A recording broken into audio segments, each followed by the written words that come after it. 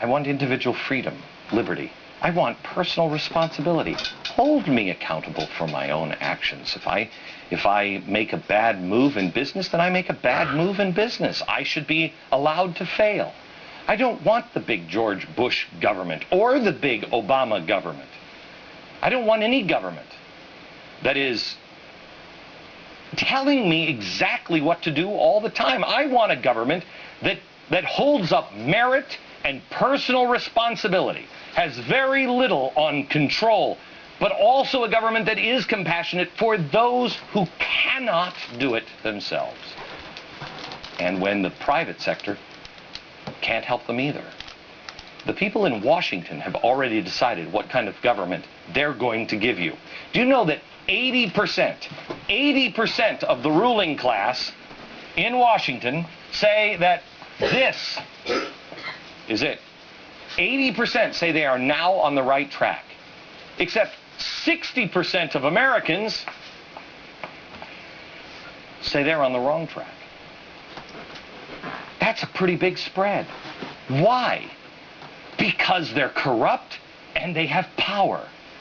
Now let me show you what they're doing in Washington. These are just things that just broke over the weekend. Let me show you what they're doing, and you tell me, is this the choice you would make?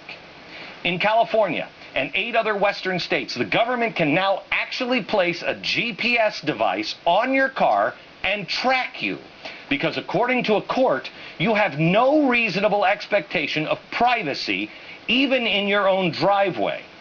They, by the way, don't need a search warrant. The FBI and other police agencies will now no longer need a search warrant to track your location. They'll use your cell phone. Nobody's going to a judge. They just, where's Bob Jones? This happened after a federal appeals court in Philadelphia ruled. Once again, the Obama administration argued Americans have no reasonable expectation of privacy when it comes to where people place and receive cell phone calls. Now here's the latest from the New York Times. The government is now seeking a new federal law forcing internet, email, instant messaging, and other communication providers to offer encryption to build in backdoors for law enforcement surveillance. Okay, wait a minute. This also will not have to be used with a search warrant. They don't have to go to a judge. Now, if I may, I remember the left complaining about warrantless wiretaps on phones when we were talking about terrorists. I was with you on that. You don't tap the phones of American citizens without going to a judge and getting a warrant. You don't do it. Now here we have warrantless car tapping, warrantless cell phone tapping, warrantless internet tapping, and there's silence. Silence from the left, silence from the media, silence from the American people. Is John Kerry right? Is it because we don't have a simple slogan for it? Here's one of the most disturbing stories, because we're being stonewalled on it. Story in Forbes about an incredible security van. Not against this technology. I think, here's the van.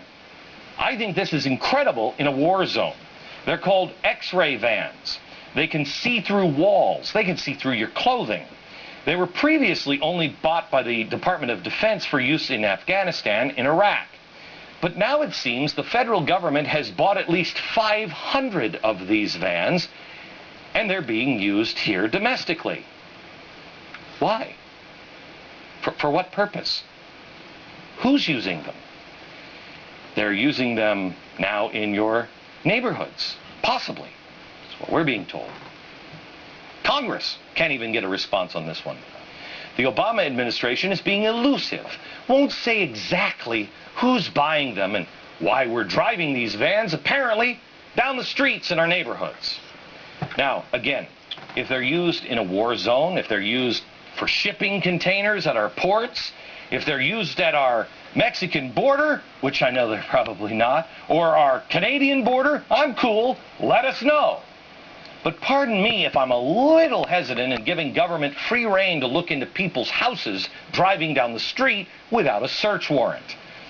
Gang, I mean, I hate to put on the hoop skirt and wig, but doesn't the Constitution figure into any of this? Is it really a good idea to give people who openly think that Americans are Homer Simpson and thus can be manipulated, who openly feel it's their duty to control them for the greater good? Should we give them this much power to monitor everything we do? Should people give power to people who think that SUVs and your thermostat and big screen TVs are what's destroying the planet? Should we give them the ability to control our thermostats through a smart grid and manipulate us in every choice we make and monitor everywhere we go? Should we really give more power to people who go to our school children and indoctrinate them like this? There are some things about our world that you know that older people don't know. Here he is speaking in front of 12 and 13-year-olds. There are things that you know that older people don't know. Excuse me? What are those things that parents don't know that their children do? Can we please ask the media and the politicians, how is it now that kids are smarter somehow than their parents? Can someone give me a definition or when it changed, when it was okay or a good idea to pit kids against their parents and allow government officials to do it? The president recently announced that he wants to elongate the school day and the school year, so children now will be away from their parents for even more time during the year. And now they're in the hands of the Department of Ed, a monolithic, faceless bureaucracy that America was somehow or another able to limp through without until 1979. This is not some institution that we've always had. 1979. And nothing's gotten better. This is a new organization, the Department of Education, and they are gaining more and more power. Our U.S. Education Secretary, Arne Duncan, vowed to make sure that his department, take a guess, what? Improved graduation rates? No. Improved test scores? No. He vowed that his department would work to make American children into good environmental citizens. Watch. A well-educated citizen knows that we must not act in this generation in ways that endanger the next. They teach students about how the climate is changing. They explain the science behind climate change and how we can change our daily practices to help save our planet. They have a role in preparing students for jobs in the green economy. There is no green economy. America, this is your job as a parent. Did you ask your schools to make your child a green environmental citizen? And then there was the Assistant Secretary of Energy, who recently talked about the administration's 4 tactics for the deployment of clean energy. The first 3 were government subsidies. The last one, quote, you're going to love this, she says, it's where we have a mandate, where we can actually just issue regulations and do market transformation. Okay, hang on just a second. That's Cass Sunstein. As the secretary says, we're going to make people save money for themselves. This is all part of the appliance standards we told you about last week, where most people don't even pay attention to the story. And it results in yet another choice taken away because they will force you to save money. They already have so much control, and they continue to eliminate choice after choice after choice. Some may seem mundane, like building sandcastles or growing vegetables, but one day you will wake up and wonder, where has it all gone? This is the progressive opportunity, and they know it. They are not willing to let it slip away. There are radicals, there are revolutionaries. Van Jones is one of them. He is telling people now about the upcoming election. He is telling people that you should be afraid. I will show you what he said next.